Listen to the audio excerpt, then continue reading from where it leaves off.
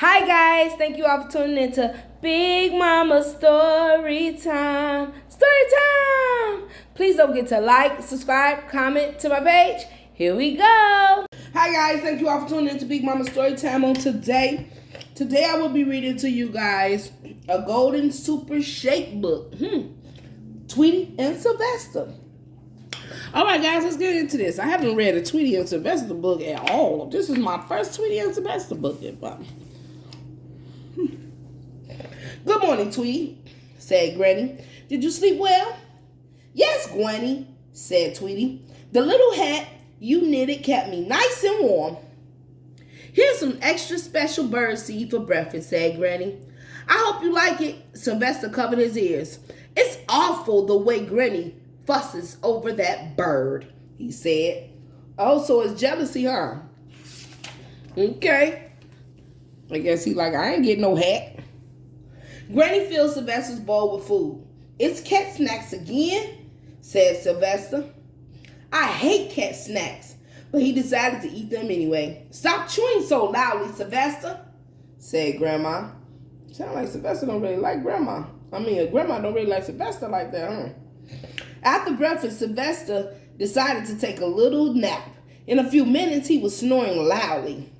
Sylvester, said Granny, get up. You know you're supposed to be looking out for mice. The next morning, Sylvester got up very early.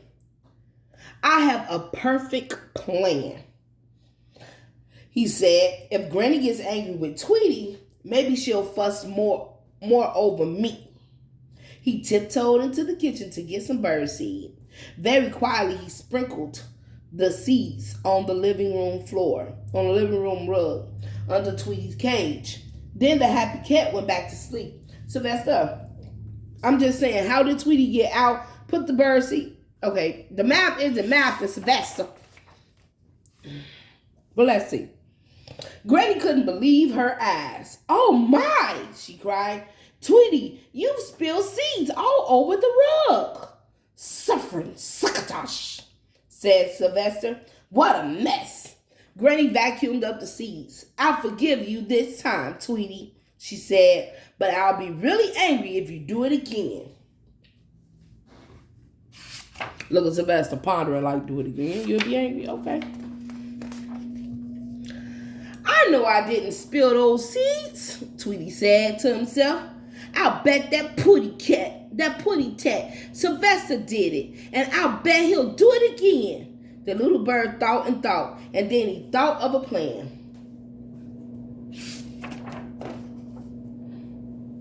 The next morning, Tweety got up very, very early. He flew into Granny's bedroom. The tiny bird picked up Granny's powder puff and carried it into the living room. Quietly, Tweety put powder on Sylvester's forepaws. Then he put the powder puff back and went to sleep. Ooh. Sylvester woke up and rubbed his eyes. It's late, he said. I better hurry. He ran into the kitchen. He hopped up on the counter and grabbed a paw full of seeds. Then he dashed back to the living room. He tripped on the rug and the seeds flew everywhere.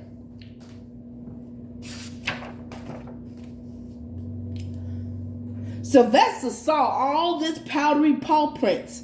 Suffering succotash, he said. What a mess. I better clean this up. Granny will be mad.